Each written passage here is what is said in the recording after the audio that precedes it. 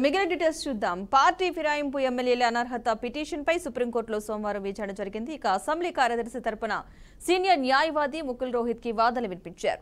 ఈ సందర్భంగా ముకుల్ రోహిత్ కి వాదనలు వినిపిస్తూ స్పీకర్ నుంచి మరింత సమాచారం తీసుకోవడానికి కొంత సమయం కావాలని కోరారు. అయితే ఇప్పటికే 10 నెలలు పూర్తయిందని ఇంకెంత గడువు కావాలని ధర్మాసనం ఆగ్రహం వ్యక్తం చేసింది. తదుపరి విచారణను ఈ నెల 18వ తేదీకి వాయిదా వేసింది. ఎమ్మెల్యేల అనర్హత పిటిషన్పై కేటీఆర్ దాఖలు చేసిన పిటిషన్పై సుప్రీంకోర్టులో విచారణ చేపట్టింది. ఎమ్మెల్యేల అనర్హత పిటిషన్పై నిర్ణయం తీసుకోవడంలో అసెంబ్లీ స్పీకర్ జాప్యం చేస్తున్నారంటూ కేటీఆర్ తన పిటిషన్లో పేర్కొన్నారు.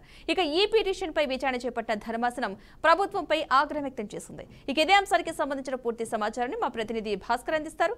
భాస్కర్, పద్మ ఏదైతుందో అనర్హత వేటుకు సంబంధించిన ఎమ్మెల్యేలందరూ కూడా పూర్తి స్థాయిలో వీళ్ళ అనర్హత వేటుకు సంబంధించి సుప్రీంకోర్టులో కేసు పెట్టి ఫిల్ చేసిన పరిస్థితి. ఇవాళ వాయిదా ఉన్నది. ఈ వాయిదా తేల్చడంతో ఇప్పటికే ప్రభుత్వం కావచ్చు, ఇట్లా అసెంబ్లీ స్పీకర్ సంబంధించి కొంత సమాచారం కావాల్సిన అడగగా ప్రభుత్వం వీరిపై మరింకో 10 రోజులు సమయం కావాలని చెప్పేసి ప్రభుత్వం కోరిన పరిస్థితి.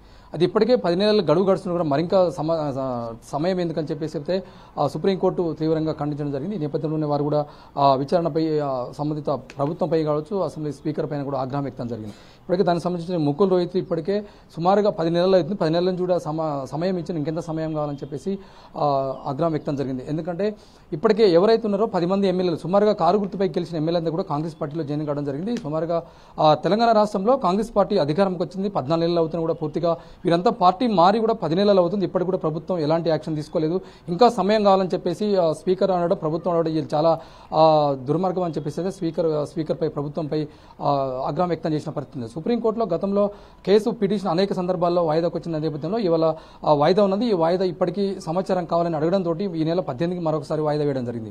ఇక్కడ చూస్తున్న ఇప్పటికే కేటీఆర్ సంబంధించి టీఆర్ఎస్ నేతలందరూ కూడా ఇటు టీఆర్ఎస్ వర్కింగ్ ప్రెసిడెంట్ కేటీఆర్ కావచ్చు, హుజరాబాద్ ఎమ్మెల్యే కౌశిక్ రెడ్డి కావచ్చు, ప్రభుత్వంపై అనేక ఒత్తిడి చేస్తున్న నేపథ్యంలోనే ఎవరైతున్నారో కారు గుర్తుపై గెలిచిన ఎమ్మెల్యేలందరూ కూడా కాంగ్రెస్ పార్టీలో జాయిన్ కావడంతో అనర్హత కింద ఎమ్మెల్యేల మొత్తం సస్పెండ్ చేసి మళ్ళీ ఎలక్షన్ పోవాలని చెప్పేసి ఇప్పటికే ప్రభుత్వంపై కావచ్చు సుప్రీంకోర్టులో ఒత్తిడి చేస్తున్న నేపథ్యంలోనే ఇవాళ కేసు ఇలా వాయిదాకు వచ్చిన పరిస్థితి. ఈ నేపథ్యంలో ఆ ప్రభుత్వంపై సీరియస్గా ఉన్నటువంటి పరిస్థితి ఉంది. ఈ నెల 18కి మళ్ళీ వాయిదా పడే పరిస్థితి చూస్తున్నాం. గతంలో ఉమ్మడి వరంగల్ జిల్లాకు వస్తే కడియం స్టేషన్ గణపూర్ ఉంది, అదేవిధంగా దానం నాగేంద్ర ఇలాంటి ఎమ్మెల్యేలందరూ కూడా సుమారుగా 10 మంది ఎమ్మెల్యేలు ఉన్నారు. వీరంతా కూడా కారు గుర్తుపై గెలిచిన ఎమ్మెల్యేలు ఇదంతా కారు గుర్తుపై గెలిచి తర్వాత కాంగ్రెస్ పార్టీలో జాయిన్ కావడం జరిగింది. ఆ నేపథ్యంలో కాంగ్రెస్ ప్రభుత్వం అధికారంలో ఉన్న నేపథ్యంలో ఇదంతా కూడా అధికారంలో కొనసాగుతున్న పరిస్థితి.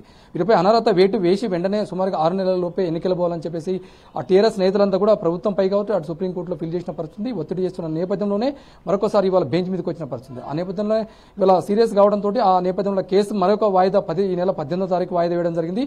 దీనిపై నిజంగానే ఇప్పటికైనా ప్రభుత్వం కావచ్చు స్పీకర్ కావచ్చు వీరికి కావాల్సిన సమాచారం ఇస్తుందా, మరొక లేకపోతే కొంత జాప్యం చేస్తుందా అని చూడాల్సిన అవసరం అవుతుంది. Padma, right, thank you Bhaskar.